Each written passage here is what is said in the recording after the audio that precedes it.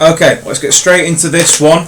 This video is 5 ways that Hitler reorganised the Nazi Party between 1924 and 1928. This video is intended as a summary. There is plenty more detail in the textbooks and obviously online and things like that. This is just a summary. I'm only looking at 5 ways that Hitler reorganised the party. There were several others. You'll see that in the textbook as well, that there are several other ways that he reorganised the party.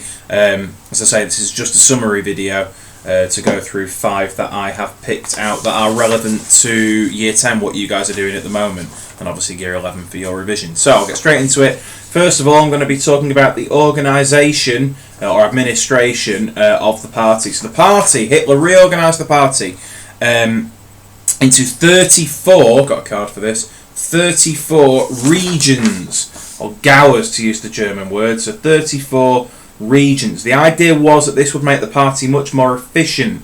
For instance, as well as creating these regions, he also appointed a party treasurer and a party secretary, again to make the party more efficient and more organised. And each of these 34 Gauers, these regions, was run by a Gauleiter. So that's a regional leader. So again, the idea is the party is going to be much more organised, spread out through Germany, all doing the same kind of things as well. So they're all following the central ideas of Hitler, but it's obviously spread out into these 34 regions. So the next area is funding. Now, let's get the card for you. Hitler's anti-communist stance helped him gain the support of wealthy businessmen who donated generously to the party. So that's the main way, or one of the main ways, how Hitler is able to get funding for the Nazi Party. Remember that the idea of communism is that you'll get rid of businesses. There won't be any businesses. There won't be any private enterprise. So therefore, businessmen and middle class people in particular are very anti-communist, and Hitler himself and the party, the Nazi Party, are very anti-communist. So the Nazi Party and Hitler are seen as the anti-communist vote, and therefore businessmen and middle-class people are more likely to support them, and that's how Hitler gets a lot of his funding, from these more wealthy members of German society. Third thing is the SA, or Sturmabteilung, to use the German word. SA is fine for you guys in your work. So the SA is the paramilitary wing of the Nazi Party. It's essentially the private army of the Nazi Party. It was formed in 1921, and it was led, if you'll remember, by a guy called Ernst Röhm. So between 1924 and 1928, it grew. It was expanded to take on more and more members. It grew to about 400,000 members by 1928. And it was a good way of the Nazi Party kind of gaining the support of younger men in particular. Young male Germans who want to be a part of something, really. Remember, there was a lot of unemployment at this time, so they want to be kind of involved in something, feel like they're making a difference. Remember as well that the Treaty of Versailles has said that the German army is restricted to 100,000 men, so here is a chance for many young male Germans to feel like they're part of the army. Even though it's not the official German army, it's the army of the Nazi Party, it's still their way of kind of being involved in the German military unofficially. That's how they see it anyway. The problem for Hitler, is that the SA did, because it had so many members and because it was so popular, it did mean that Röhm grew an awful lot of support. And actually, as we'll come Year 10 to see, in Year 11 you know this already, as we'll come to see, he poses a really big threat to Hitler and to Hitler's power, and he's eventually dealt with quite seriously early on into Hitler's chancellorship, but we'll look at that in a future lesson. Year 11, you should know what I'm talking about already. The fourth area that I'm going to look at, or talk about, is propaganda.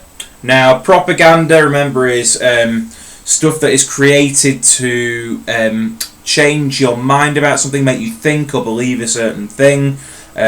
So posters, certain newspapers, things like that. Now Joseph Goebbels, played a key role. He edited the Nazi newspaper. When the Nazis come into power, he's actually made minister for propaganda, government minister for propaganda. So Joseph Goebbels plays a big part in this, so does Hitler himself. So propaganda used to create, or it was used by the Nazis to create scapegoats for Germany's problems, so the economic problems and things like that are blamed on the Jews, the communists, the Weimar government as well. Same goes with the Treaty of Versailles as well. You know, the idea of the Dolchstoss, we were stabbed in the back by the Weimar government, and obviously a lot of them are labelled as Jews or communists. The Nazis also used the radio, they used film, as I said before, they used newspapers as well to really gain publicity, gain popularity. Hitler's speeches as well, as we know he was a very gifted public speaker, so Hitler's speeches he used, Nazi rallies as well, and the SA as well, are all used to kind of get attention and display a position of strength. The Nazis really want to give off this idea of we are strong, we can be relied on. The Weimar government is seen as, and to some extent it's true, as a weak entity, partly because of proportional representation that we've looked at already. So the Nazis want to give off this position of strength and order, which is popular with many Germans who kind of see the country as drifting into disarray and chaos, really. Obviously between 1924 and 28 that was slightly less true because of the work of Stresemann that we've looked at, but again there's still that underlying feeling of we can't rely on the Weimar government, and as I say, Hitler and the Nazis want to give off this position of or this idea of them being really strong and really organised and really ordered. Finally, last thing I'm going to talk about is the SS, or Schutzstaffel, sorry. They were Hitler's private bodyguard from 1925 onwards, and they wore black uniforms. They were led by a man called Heinrich Himmler, who again, year 11 you should know about already. Year 10 we'll come to look at him in a lot more detail over the next couple of weeks. But again, the SS, the black uniform, giving off that position of that idea of we're strong, we're ordered, we're unified, and you know, being Hitler's private bodyguard, again, this idea of, as I say, strength and you don't want to cross us. All of these ideas that I've talked about already are ways that Hitler reorganised the party. As I say, there are others in the textbook as well. These are some of the ways that Hitler reorganised the party between 1924 and 1928 that helped keep the Nazi party alive, really. We've seen what happened with the Munich Putsch and how that was a failure. These measures, amongst others, are ways that Hitler keeps the Nazi party going, so that when problems reoccur in Germany in 1929 in particular, Hitler and the Nazi party are able to kind of rise again, and this time eventually rise to power, as we'll see over the next couple of weeks. Year 10 and year 11 we've already looked at. So, as I say, that was just intended as a very, very quick summary. There is way more detail in your exercise books, year 11, and in your textbooks, year 10, as we look at this over the next couple of weeks. But hopefully it has given you a very basic idea of some of the ways that Hitler reorganised the party. We'll look at it in a lot more detail over the next couple of weeks, year 10. But as I say, hopefully it's cleared up a few ideas, or given you a few ideas, sorry, to help you over the next couple of lessons. So thank you very much.